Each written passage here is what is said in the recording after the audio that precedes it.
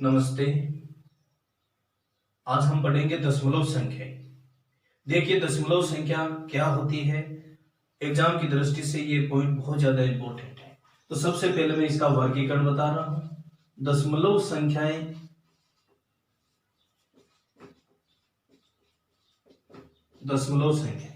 देखिए दशमलव संख्या दो प्रकार की होती है। एक होती है शांत दशमलव संख्या और एक होती है अशांत दशमलव संख्या। शांत दशमलव संख्याएं और अशांत दशमलव संख्या। सबसे पहले मैं बता देता हूं शांत दशमलव संख्या क्या होती है। वैसे तो हम इनको विस्तार से पढ़ेंगे, एक बार मैं इनका थोड़ा थोड़ा आपको परिचय करवाते हुए आगे चलता हूं। देखिए शांत दशमलव संख्या का मतलब होता है कि जैसे आपके पास एक संख्या है 5/2। संख्या क्या है 5/2। 5/2 का मतलब इस 5 के अंदर इस 2 का भाग लगाओगे। जैसे ही आपने 5 के अंदर 2 का भाग लगाया तो भाग कितनी बार गया, 2 बार, 4 आ गया, 1 बच गया। अब भाग जाता नहीं है तो यहाँ दशमलव आ गया और यहाँ कितना आ गया, 1 0 आ गया। 5 दूने 10 और यहाँ शेषफल क्या आ गया, 0। शायद आप समझ गए होंगे कि जैसे ही आप अंश में हर का भाग लगाते हैं, अंश में हर का भाग लगाते हैं तो आपका भाग दशमलव के कुछ अंकों के बाद समाप्त हो जाता है, शांत हो जाता है। तो वह संख्या कौन सी संख्या होगी, शांत दशमलव संख्या होगी। तो आप इसके अंदर अगर कोई आपको पूछे कि 2.5 कौन सी संख्या है तो आप तुरंत कह देंगे कि इसमें दशमलव के बाद ये प्रसार समाप्त हो रखा है, तो ये एक शांत दशमलव संख्या है। अब आप बताओ कि शांत दशमलव संख्या के अंदर दशमलव के बाद अंत होता है, यानी ये प्रक्रिया है, ये समाप्त होती है, अंत होती है। इसलिए शांत दशमलव संख्या को एग्जाम के अंदर कई बार अंत युक्त दशमलव संख्या भी कहा जाता है। शांत दशमलव संख्या का दूसरा नाम क्या है, अंत युक्त दशमलव संख्या भी होता है। दूसरी बात करता हूं मैं अशांत दशमलव संख्या की। जैसे आपके पास में एक संख्या है 10/3। आप जैसे ही इस 10 के अंदर 3 का भाग लगाते हो तो देखो भाग किस तरीके से जाता है। 10 में 3 का भाग लगाया 3 बार, 9 आ गया, 1 बच गया। फिर आपने पॉइंट लगाया, यहाँ एक 0 आ गया, फिर भाग 3 बार, 9, 1 शेषफल आ गया। फिर यहाँ आपने 0 लगाया, भाग 3 बार, यहाँ 9 आ गया, 1 बच गया। अब चाहे आप इस 10 में इस 3 का भाग जिंदगी भर लगाते जाइए, एक दिन हम जरूर शांत हो जाएंगे लेकिन हमारा भाग शांत नहीं होगा। इसलिए ये 3.3333 ये भाग अनंत तक जाएगा। तो आपको कोई पूछे कि ये 3.3333 ये क्या है, कौन सी संख्या है, तो आप तुरंत कह देंगे ये शांत दशमलव संख्या है। शायद समझ गए होंगे। यानी जब अंश में हर का भाग लगाते हो तो आपका भाग दशमलव के बाद समाप्त नहीं होता, शांत नहीं होता, तो वह कौन सी संख्या होगी, अशांत दशमलव संख्या। और आप जानते हैं अशांत दशमलव संख्या के अंदर दशमलव के बाद इन अंकों का कोई अंत है क्या, अंत नहीं है। इसलिए आप ध्यान देंगे कि ये जो अशांत दशमलव संख्या होती है, इस अशांत दशमलव संख्या को एग्जाम के अंदर आपको अंत रहित दशमलव संख्या भी पूछा जा सकता है। अगर आपको कहीं अंत युक्त दशमलव संख्या पूछे तो आप समझेंगे शांत दशमलव संख्या की बात हो रही है, और अगर कहीं पर अंत रहित दशमलव संख्या की बात हो तो आप समझ जाएंगे कौन सी संख्या की बात हो रही है, अशांत दशमलव संख्या की बात हो रही है। अब मैं आपको बता देता हूं ये अशांत दशमलव संख्या फिर दो प्रकार की होती है। एक तो होती है आवर्ती और एक होती है अनावर्ती। एक तो होती है आवर्ती अशांत दशमलव संख्या और एक होती है अनावर्ती अशांत दशमलव संख्या। देखिए आवर्ती अशांत दशमलव संख्या क्या होती है और अनावर्ती अशांत दशमलव संख्या क्या होती है। आवर्ती का मतलब होता है किसी एक अंक या एक समूह की बार बार आवर्ती होना, यानी ये दोनों ही पार्ट तो किसका है, अशांत का। इसका मतलब ये हुआ कि भाग है वो शांत तो नहीं होता है, तो दशमलव संख्या तो अशांत है, लेकिन अशांत में आवर्ती है अनावर्ती है, जैसे मैंने आपको एग्जांपल अभी थोड़ी देर पहले बताया था 10/3। जैसे ही आप 10 में 3 का भाग लगाते हैं तो भाग 3 बार, फिर यहाँ 9 आ गया 1, फिर यहाँ कितनी बार, यहाँ 0 आ गया, यहाँ कितनी बार 3 बार, 9 आ गया 1, फिर 0, भाग 3 बार, या 9 1। यानी आपने जैसे ही 10 में 3 का भाग लगाया तो भाग शांत नहीं हो रहा था। इसका मतलब ये 3 गुण 3 3 ये जो है ये कौन सी संख्या है, एशान दशमलव संख्या है।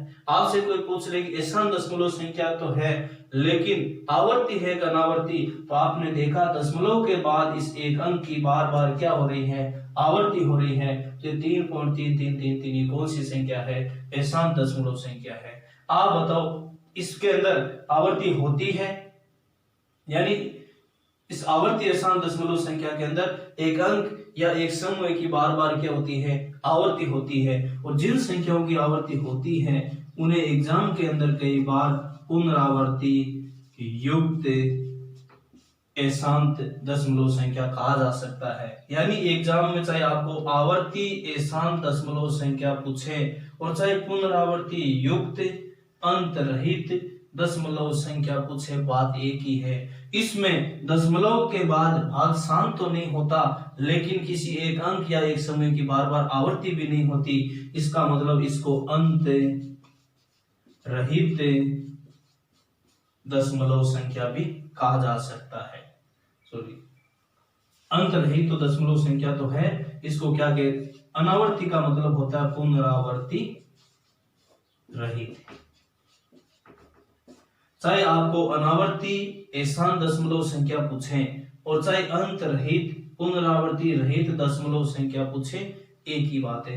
अंत रहित का मतलब तो है दशमलव के बाद अंत नहीं होता, और पुनरावर्ती रहित का मतलब है किसी एक अंक या एक समूह की पुनरावर्ती भी नहीं होती, आवर्ती भी नहीं होती। इसका मतलब अनावर्ती एशान दशमलव संख्या पूछे और चाहे अंत रहित पुनरावर्ती रहित दशमलव संख्या पूछे, दोनों एक ही चीज का नाम है। अब मैं सबसे पहले हम पढ़ेंगे शांत दशमलव संख्या, फिर हम पढ़ेंगे एशांत। एशांत के अंदर हम पहले आवर्ती को पढ़ेंगे, फिर हम अनावर्ती को पढ़ेंगे। ठीक है, इनको हम विस्तार से पढ़ेंगे, तो आप मेरे साथ लगातार बने रहिए। तो अब हम पढ़ेंगे सबसे पहले शांत दशमलव संख्या क्या होती है, शांत दशमलव संख्या के किस तरीके से क्वेश्चन पूछे जाते हैं, ये हम विस्तार से पढ़ेंगे। तो देखिए सबसे पहले मैं यहां लिख रहा हूं शांत दशमलव संख्याएं। आपको कोई पूछे शांत दशमलव संख्या का दूसरा नाम, तो आप कह सकते हैं अंत युक्त दशमलव संख्याएं। चाहे आपको अंत युक्त दशमलव संख्या ही पूछे और चाहे आपको शांत दशमलव संख्या पूछे, एक ही बात होती है।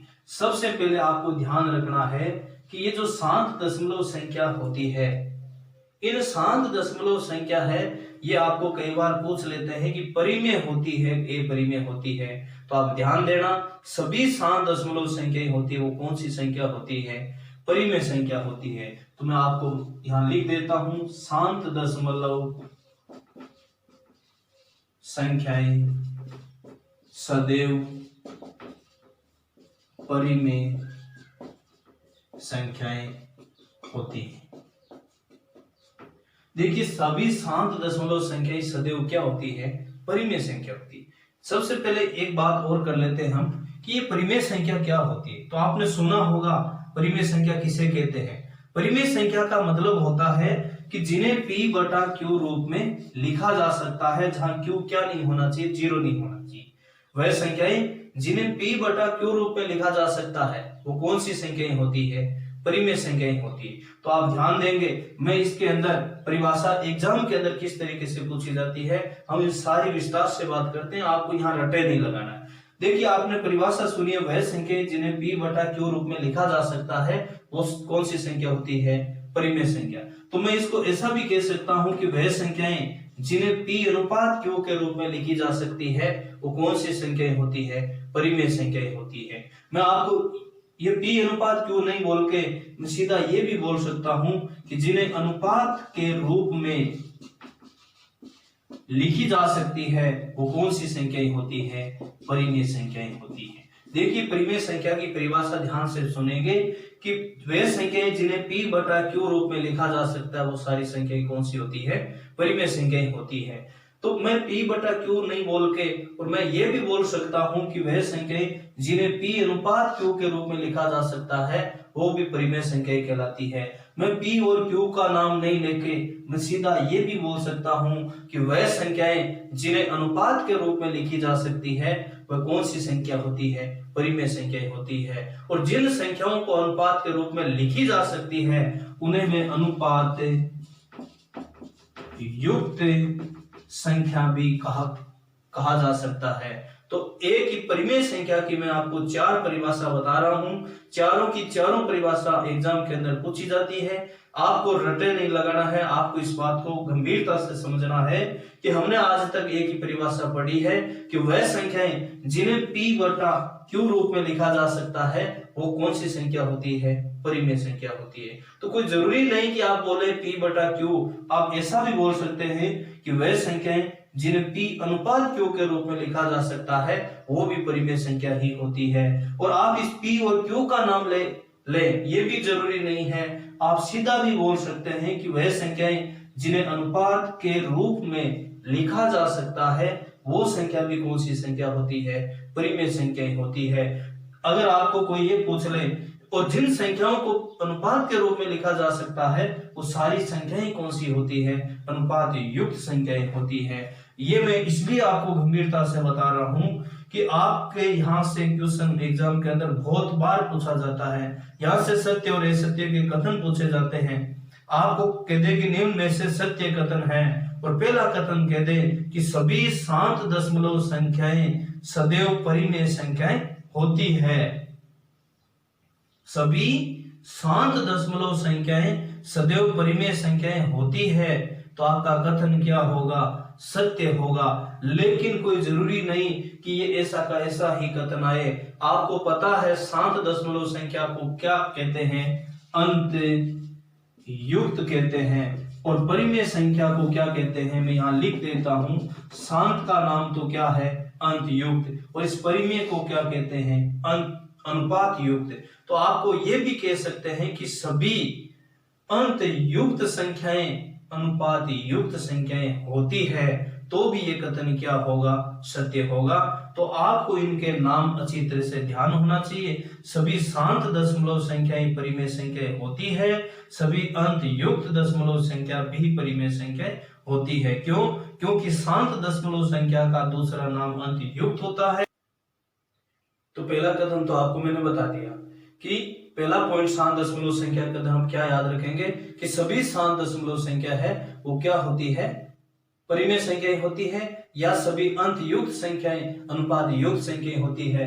अगला पॉइंट शांत दशमलव संख्या के अंदर और ध्यान रखेंगे कि सभी शांत दशमलव संख्याओं का हर आप समझते होंगे एक अंश होता है, हर होता है।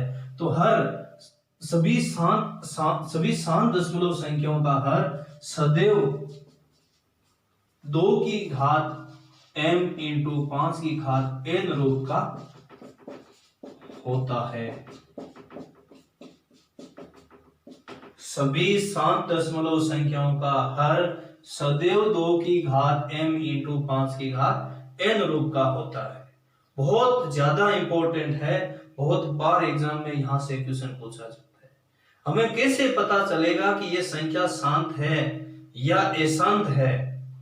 तो भाग लगाने की जरूरत नहीं है, हम बिना भाग लगाए ही बता सकते हैं कि ये संख्या शांत है या अशांत है। इसको कौन बताएगा? 2 की घात m इंटू 5 की घात n बताएगा। जैसे मैं आपको एक एग्जांपल बता रहा हूं कि जब आपको कहीं पर ये दे दिया 19 बटा 2 की घात 9 गुणा 5 की घात 8, आपको ये दे दिया, आपको अब ये पूछा जाएगा का प्रसार शांत या अशांत है। आपको कह दें कि इसका प्रसार शांत है या अशांत है, तो आप बताओ कि अगर आपको कुछ नियम नहीं पता है तो आपको क्या करना होगा कि 19 के अंदर सबसे पहले तो इस 2 की घात 9 को सरल करेंगे, फिर 5 की घात 2 की घात 9 को सरल कैसे करेंगे, 2 गुना 2 गुना 2 ऐसे 9 बार गुना करेंगे, फिर 5 की घात 8 को 5 गुना 8 ऐसे सरल करेंगे, फिर गुना करके बहुत बड़ी संख्या प्राप्त कर लेंगे और फिर 19 के अंदर हम भाग लगाएंगे। तो मेरे हिसाब से तो उस दिन पेपर वाले दिन तो ये गुना गुना होगा या फिर भाग लगा सकते हैं, ये संभव नहीं है। तो एग्जाम के अंदर ये काम आपको करना होता ही नहीं है। आपको पता है कि सभी शांत दशमलव संख्याओं का हर सदैव क्या होता है, 2 की घात m इंटू 5 की घात n रूप का होता है। इसका मतलब ये हुआ कि यदि किसी संख्या के बटा में या तो 2 है या 5 है और या दोनों ही है, यदि किसी संख्या के अंश में या तो 2 है या 5 है और या फिर दोनों ही है, ऐसी कंडीशन के अंदर हमेशा ही प्रसार क्या होता है, शांत होता है। आप देखो इस 19 के बटा में तो देखो पहला क्वेश्चन इसके अंदर आपको ये पूछा जा सकता है कि 221 बटा 2 की घात 5 इंटू 5 की घात 4 का प्रसार होगा, शांत होगा, आवर्तीय शांत होगा, अनावर्तीय शांत होगा, इनमें से कोई नहीं होगा। अब आपको इसको सरल करने की आवश्यकता नहीं है।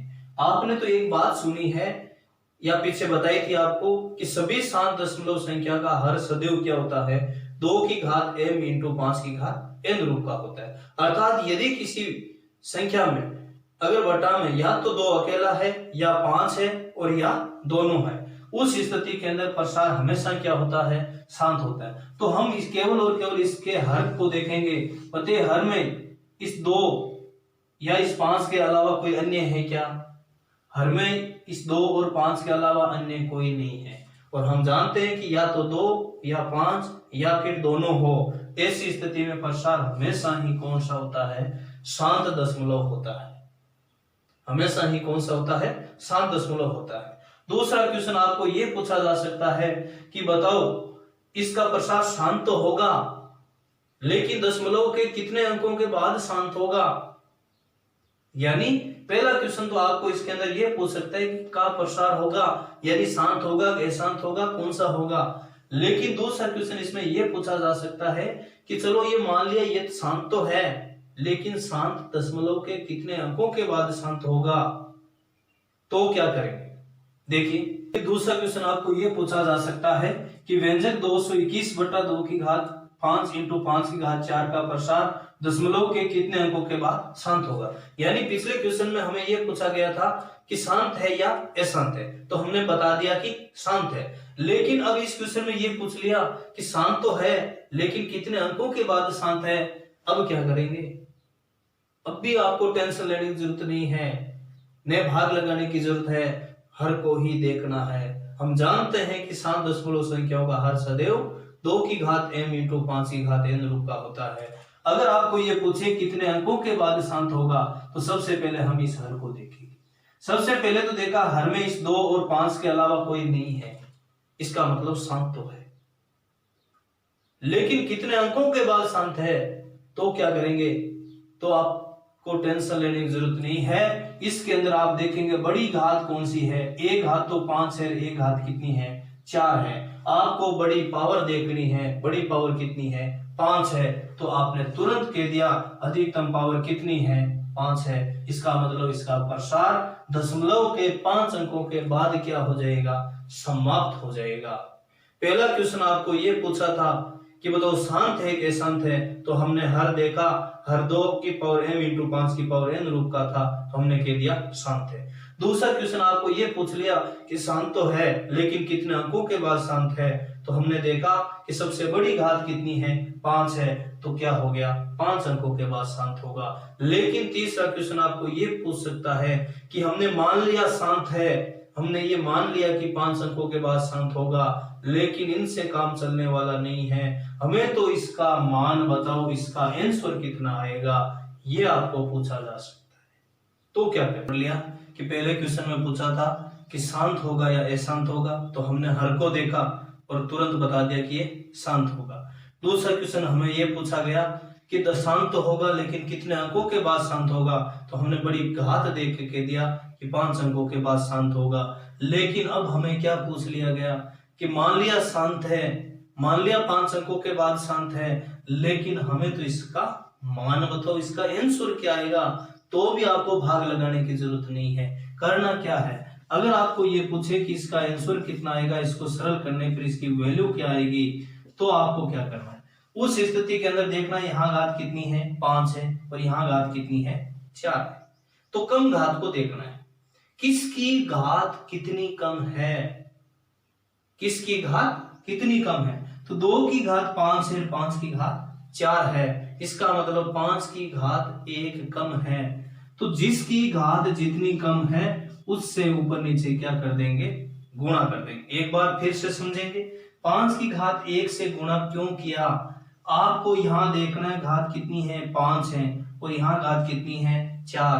तो 5 की घात कितनी कम है, 1 कम है। तो जिसकी घात जितनी कम है उससे ऊपर नीचे गुणा कर दिया। अब आप बताओ कि इस 5 की घात 1 का मतलब तो क्या होता है, 5 होता है, और इस 5 को इस 221 से गुणा करना कोई बड़ी बात नहीं है। तो जैसे ही इस 5 को 221 से गुणा किया, तो 5 को 1 से गुणा किया 5, 5 को 2 से गुणा किया 10, हासिल 1, 5 को इस 2 से गुणा किया 10, और 1 हासिल कितना आ गया, 1105। लेकिन आपको पता है कि पहले से ही पता है कि दशमलव के कितने अंकों के बाद शांत होगा, 5 अंकों के बाद शांत होगा।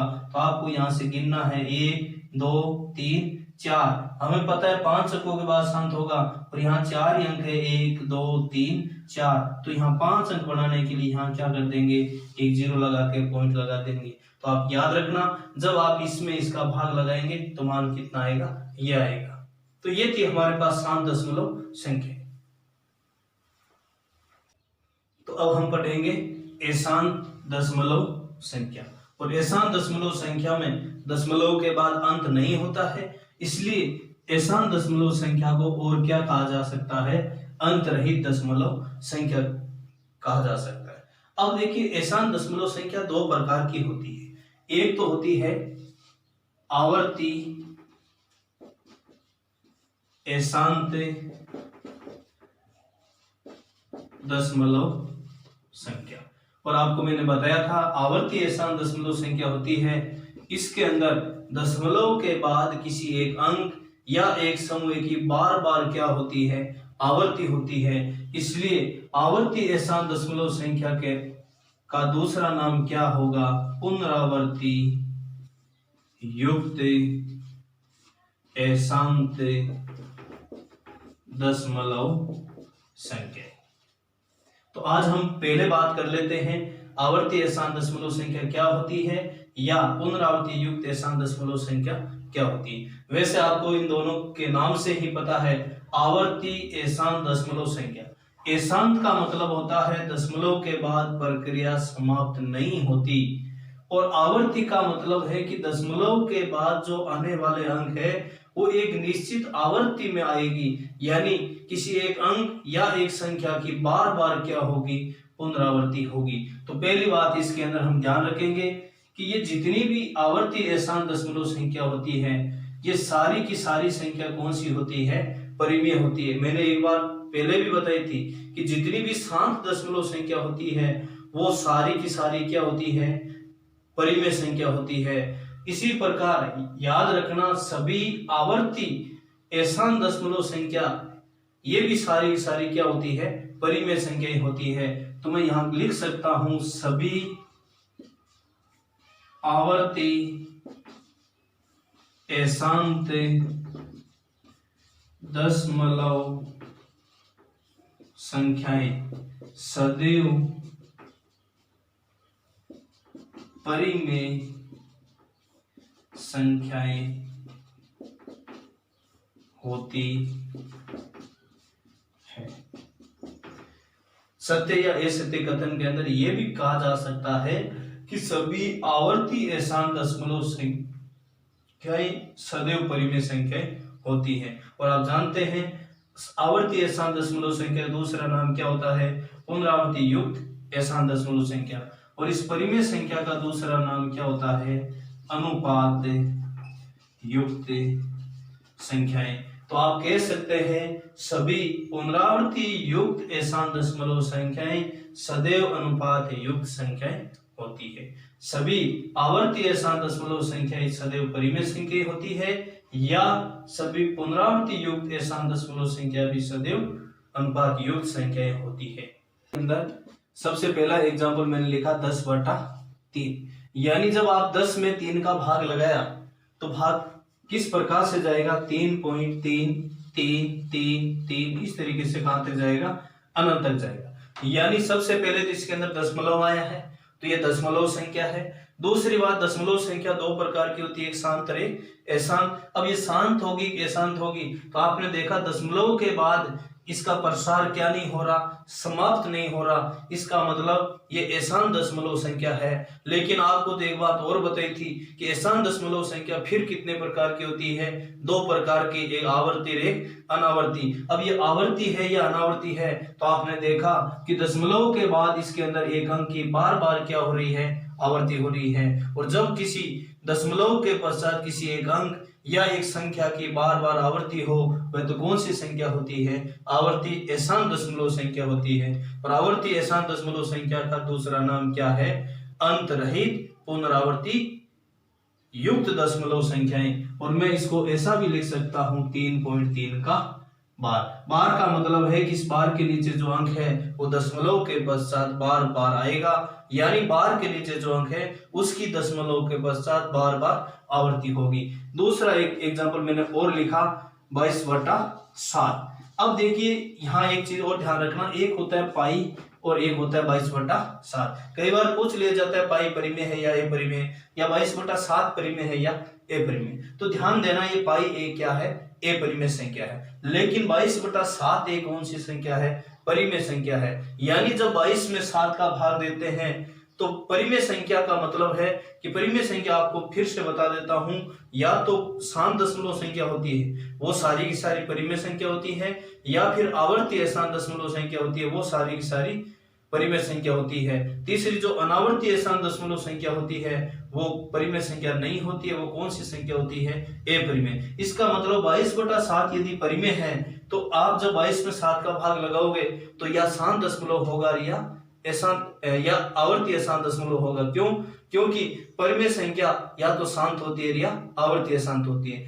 अब मैंने एक बात और बताई थी, शांत दशमलव संख्या कौन सी होती है, शांत दशमलव संख्या के बटा में या तो 2 मिलेगा या 5 मिलेगा या फिर 2 और 5 दोनों मिलेगा। इसके अलावा यदि कोई भी मिल जाए तो वो शांत दशमलव संख्या नहीं होगी, कौन सी होगी, अशांत दशमलव संख्या होगी। तो आपने देखा कि 22 के बटा में न तो 2 है न ही 5 है, कौन है, 7। इसका मतलब 22 में 7 का भाग देंगे तो क्या आएगी, अशांत दशमलव संख्या आएगी। और याद रखना अशांत में भी कौन सी आएगी, आवर्ती अशांत दशमलव संख्या। यानी 22 में आप 7 का भाग लगा के देख लेना, 3.14285 इस तरीके से भाग जाएगा। फिर और लगाओगे 14285 इस तरीके से बार बार क्या होती जाएगी, आवर्ती होती जाएगी। यानी दशमलव के पश्चात 3.14285 इसकी बार बार क्या होगी, आवर्ती होगी। और आपको पता है कि दशमलव के पश्चात किसी एक अंक या एक संख्या की जब बार बार आवर्ती होती है तो कौन सी संख्या होती है, आवर्ती अशांत दशमलव संख्या होती है। और जितनी भी आवर्ती अशांत दशमलव संख्या होती है वो सारी सारी कौन संख्या होगी, परिमेय संख्या होगी। तो ये थी हमारे पास आवर्ती अशांत दशमलव संख्या। अब अशांत दशमलव संख्या मैंने आपको दो प्रकार की बताई थी, एक आवर्ती एक अनावर्ती। तो अब हम पढ़ेंगे अनावर्ती अशांत दशमलव संख्या। अनावर्ती अशांत दशमलव संख्या, अनावर्ती अशांत दशमलव संख्या। देखिए अशांत का मतलब तो होता है कि दशमलव के पश्चात अंत नहीं होता, शांत नहीं होता, इसलिए अंत रहित कहते हैं। और अनावर्ती का मतलब होता है आवर्ती नहीं होती, पुनरावृत्ति नहीं होती, और पुनरावृत्ति नहीं होने को कहते हैं पुनरावृत्ति रहित। इसका अंत रहित, पुनरावृत्ति रहित दशमलव संख्या जब भी बात आए तो आप ध्यान रखना किसकी बात हो रही है, अनावर्ती अशांत दशमलव संख्या की बात हो रही है। अब मैं इसके अंदर मुख्य पॉइंट यही ध्यान रखना है कि सभी अनावर्ती अशांत दशमलव संख्याएं सदैव अंत सदैव ए परिमेय संख्याएं होती है। देखिए जितनी भी अनावर्ती अशांत दशमलव संख्या होती है वो सारी की सारी संख्याएं कौन सी होती है? अपरिमेय संख्या होती है। और अपरिमेय संख्याओं के बारे में आपने शायद सुना है कि वह संख्याएं जिन्हें p बटा q रूप में नहीं लिखा जा सकता। अपरिमेय संख्या कौन सी होती है? जिन्हें p बटा q रूप में नहीं लिखा जा सकता। कोई जरूरी नहीं कि आप p बटा q रूप बोले, आप ऐसा भी कह सकते हैं कि वह संख्याएं जिन्हें p अनुपात q के रूप में नहीं लिखा जा सकता। और कोई जरूरी नहीं कि आप p और q का ही नाम लें, आप ये भी कह सकते हैं कि वह संख्याएं जिन्हें अनुपात के रूप में नहीं लिखा जा सकता, वह सारी संख्याएं कौन सी संख्या होती है? अपरिमेय संख्या होती है। और जिन संख्याओं को अनुपात के रूप में नहीं लिखा जा सकता उन्हें कहते हैं अनुपात रहित दशमलव संख्याएं। तो आप ध्यान देना, एक बार फिर से देखें, वह संख्याएं जिन्हें p बटा q रूप में नहीं लिखा जा सकता अपरिमेय संख्या होती है। वह संख्याएं जिन्हें p अनुपात q के रूप में नहीं लिखा जा सकता अपरिमेय संख्या होती है। वह संख्याएं जिन्हें अनुपात के रूप में नहीं लिखा जा सकता वह अपरिमेय संख्या होती है। और जिन संख्याओं को अनुपात के रूप में नहीं लिखा जा सकता उन्हें क्या कहते हैं? अनुपात रहित दशमलव संख्या कहा जा सकता है। तो जब भी कभी भी अपरिमेय संख्या नाम आए, आपके एग्जाम में उसकी जगह क्या पूछा जा सकता है? अनुपात रहित दशमलव संख्या। यानी चाहे एक परिमेय संख्या कहे और चाहे अनुपात रहित दशमलव संख्या के, दोनों एक ही बात है। स्कूल व्याख्याता के पेपर के अंदर क्वेश्चन आया था और उसके अंदर यह पूछा था निम्न में से अनुपात रहित दशमलव संख्याओं का स्वरूप है। तो आप जानते हैं अनुपात रहित का मतलब होता है जिन्हें अनुपात के रूप में नहीं लिखा जा सकता, यानी अपरिमेय संख्याओं की बात हो रही है। अब ये अपरिमेय संख्या प्राप्त किससे होती है? तो ये ज्यादातर वर्गमूल और घनमूल से प्राप्त होती है। जब पूरा पूरा वर्गमूल नहीं निकलता है, जैसे आपके पास √2 है तो 2 का वर्गमूल पूरा पूरा नहीं निकलता है। जब आप इसको भाग विधि से वर्गमूल निकालोगे तो दशमलव आएगा और दशमलव के पश्चात ये प्रक्रिया समाप्त ही नहीं होगी। जब आप √3 का वर्गमूल निकालोगे तो आपके पास क्या आएगा? दशमलव आएगा और अनावर्ती अशांत दशमलव संख्या प्राप्त होगी। तो अब हम, ये तो थी इसके थ्योरी, अब हम इसके अंदर क्वेश्चन करेंगे। क्वेश्चन बहुत ज्यादा इंपॉर्टेंट है। तो अगला जो हमारा वीडियो होगा, अगला जो पार्ट होगा उसके अंदर हम क्वेश्चन करेंगे। आप क्वेश्चन का प्रति क्वेश्चन को ध्यान से देखेंगे। अगर आपने थ्योरी ध्यान से पढ़ी है तो आपके कोई से भी क्वेश्चन के अंदर कहीं भी दिक्कत नहीं आएगी।